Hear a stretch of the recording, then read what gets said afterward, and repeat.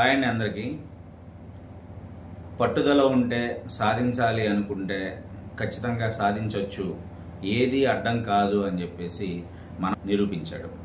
ప్రకాశం జిల్లా సింగరాయకొండ మండలం ఊళ్లపాలెం గ్రామానికి చెందిన ఉదయకృష్ణారెడ్డి ఈ రోజున దేశంలో అన్ని పత్రికల్లో, అన్ని ప్రముఖ టీవీ ఛానల్స్లో ఒక ముఖ్యమైన వ్యక్తి అయ్యాడు. కారణం మన సివిల్ సర్వీసెస్లో ర్యాంకు సాధించడం.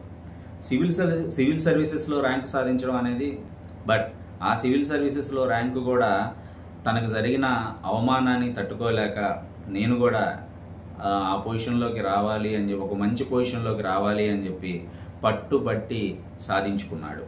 2012లో పోలీస్ కానిస్టేబుల్గా సెలెక్ట్ అయ్యి తన విధి నిర్వహణలో ఒక అవమానాన్ని ఫేస్ చేశాడు.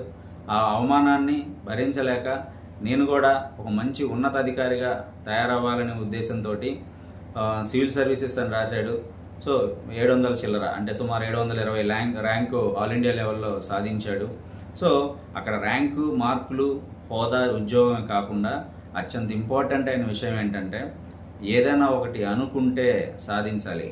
ఉదయకృష్ణారెడ్డి గారికి తల్లిదండ్రులు లేరు, చిన్నతనంలోనే తల్లిదండ్రులు చనిపోయారు. అయినా కూడా కష్టపడి కానిస్టేబుల్ ఉద్యోగం తెచ్చుకున్నాడు. ఆ కానిస్టేబుల్ ఉద్యోగంలో కూడా ఇంకా ఉన్నత స్థితికి వెళ్ళాలి అని చెప్పేసి ఒక నిర్ణయం తీసుకొని ఉద్యోగానికి రాజీనామా చేసి మరి ఇండియన్ సివిల్ సర్వీసెస్లో ర్యాంకు సాధించడం జరిగింది.